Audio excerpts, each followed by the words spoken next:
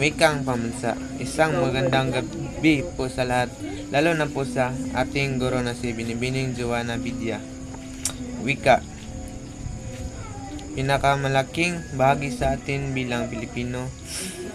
Ang wika ay nagsilbing lugtungan sa iba't ibang individual. Para sa akin, ito ay isa sa mga importante sa atin bilang Pilipino o sa ating kultura.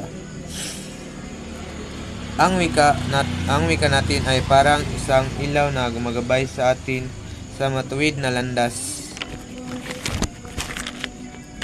Landas na ng pagbabago dahil kung wala ito, tayo'y hindi magkakaisa tungo sa pag-unlad.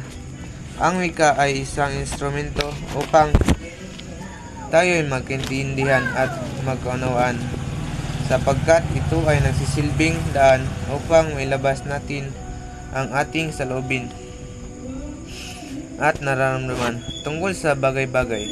Sa pamamagitan nito, tinutulungan tayong matuto at masanay sa iba't ibang bagay.